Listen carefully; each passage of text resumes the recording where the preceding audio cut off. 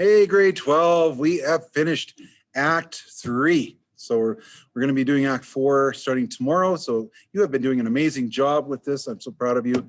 So even Aiden was able to read 2 long parts and he didn't even sign up for it. So there you go. Okay, so good job. I'm going to go over the only one slide for you for the notes. So if you need to recap anything, please check this out.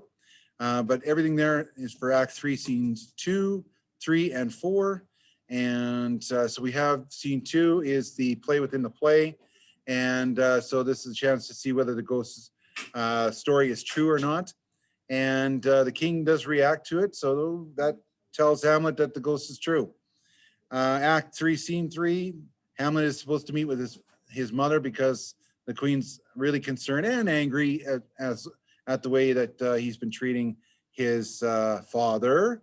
But we already know that Claudius is not his father, stepfather. So Hamlet says, I'm going to speak daggers to her and use strong words so she understands what I'm feeling about, or what I'm feeling. And Polonius says he's going to spy on the whole conversation, which he should not do. But there's been a lot of spying already. And then we have King Claudius trying to repent for the sins he's committed. And he comes close, but then he changes his mind at the end.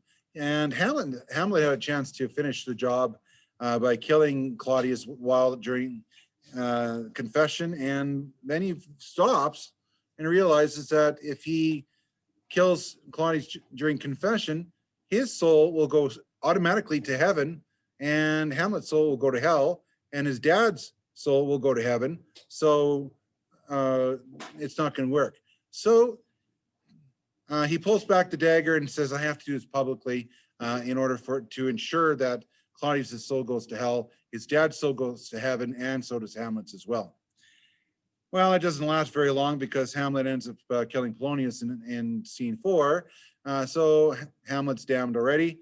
And so all it's left to do is to save his father's soul and release his soul from purgatory. So, and I'm using so a lot. Boy, okay.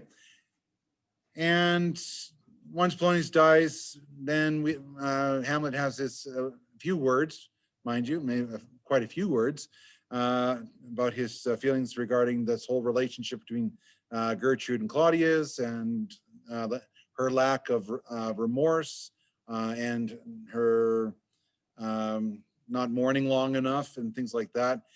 And then the ghost comes in and says, hey, you're getting off track here, son.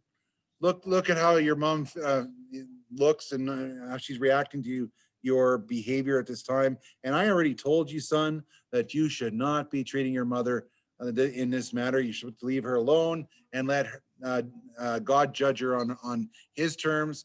So Hamlet starts to bring or de-escalate here and asks how she's doing. And so they start acting to be a little more like mother-son. And so Hamlet says, you know, I'm going off to England, right? And mom says, yes, I forgot, with all the excitement going on. And but Hamlet says, I will be back. I do have a plan, but and it will be revealed shortly. So the queen doesn't have any clue what that plan is, and we don't have a clue either. We can suspect that it has something to do with 2 individuals that Hamlet refers to as instruments being played. And that's your Rosencrantz and Guildenstern. So we'll find out a little more about that in Act 4. All right, so if you have any questions about those 3 scenes, please let me know. Don't forget, the animal farm projects are due Friday, and then there's no school on Monday due to Thanksgiving Monday. You have no afternoon classes on October 15th. That's Thursday, and then no school on October 26th. So that's 2 days before the end of the quid. So we only have 12 days left as of today. All right, so if you take care and be safe.